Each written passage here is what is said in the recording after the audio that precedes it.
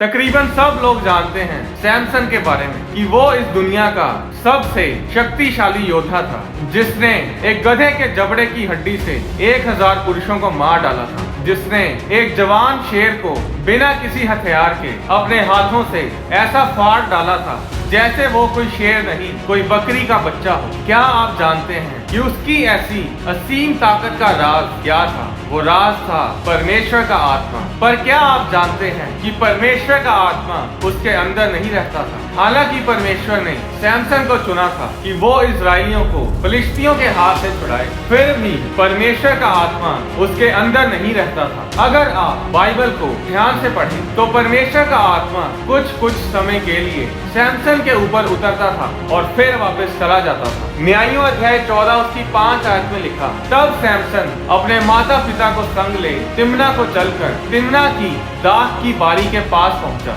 वहां उसके सामने एक जवान सिंह गरजने लगा। तब यहोवा का आत्मा उस पर बल से उतरा और यद्यपि उसके हाथ में कुछ ना था तो भी उसने उसको ऐसा फाड़ डाला जैसा कोई बकरी का बच्चा फाड़े। फिर आगे 19 आयत में लिखा, तब यहोवा का आत्मा उस पर बल से उतरा और उसने अश्कलोन को जाकर वहां के 30 पुरुषों को मार डाला। न्यायों अध्याय 15 उसकी 14 आयत में लिखा, वह लही तक आ गया तो फिलिस्ती उसको देखकर ललकारने लगे। तब यहोवा का आत्मा उस पर बल से उतरा और उसकी बाहों की रस्सियां आग में जले हुए सन के समान हो गई और उसके हाथों के बंधन मानो गल कर टूट पड़े। तब उसको गधे के जबड़े की एक नई हड्डी मिली और उसने हाथ बढ़ाकर उसे ले लिया और उससे 1000 पुरुषों को मार डाला। इन सभी वचनों में परमेश्वर का आत्मा सैमसन पर उतरता था, पर हमेशा उसके साथ रहता नहीं था। न्यायों अध्याय 3 उसकी 10 आयत में लिखा, तब यहोवा का आत्मा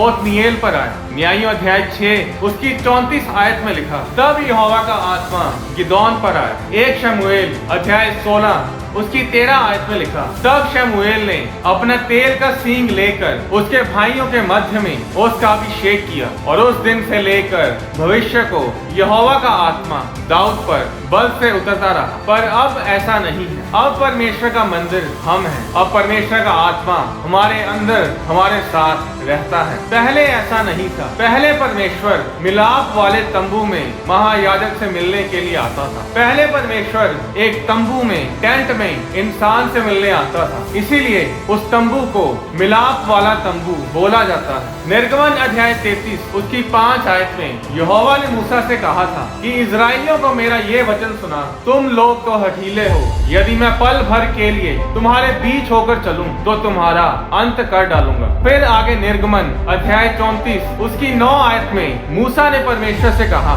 हे प्रभु, यदि तेरे अनुग्रह की दृष्टि मुझ पर हो तो प्रभु हम लोगों के बीच में होकर चले। ये लोग हठीले तो हैं, तो भी हमारे अधर्म और पाप को क्षमा कर और हमें अपना निज भाग मान के ग्रहण कर। परमेश्वर इतना पवित्र है कि वो पाप को देख तक नहीं सकता। अब इतना पवित्र परमेश्वर पापी इंसान के साथ कैसे रह सकता था? इसका जवाब था मिलाप वाला तंबू। उस मिलाप वाले तंबू में परमेश्वर रहता था। उस तंबू को लोगों की छावनी से दूर बनाया जाता था। आप कह सकते हैं कि उस तंबू को, उस टेंट को लोगों की बस्ती से बाहर बनाया जाता था और जब किसी को परमेश्वर से मिलना होता था तो वो उस तंबू के नजदीक आकर परमेश्वर से मिलता था। इसके बारे में आप निर्गमन अध्याय 33 उसकी 7 आयत में पढ़ सकते हैं। वो मिलाप वाला तंबू स्वर्ग को देखकर बनाया गया था। परमेश्वर ने मूसा को एक दर्शन दिखाया और उस दर्शन को देखकर मूसा ने मिलाप वाला तंबू बनाया था। अब जिस तरह परमेश्वर उस मिलाप वाले तंबू में रहता था, उसी तरह परमेश्वर हमारे अंदर रहता है।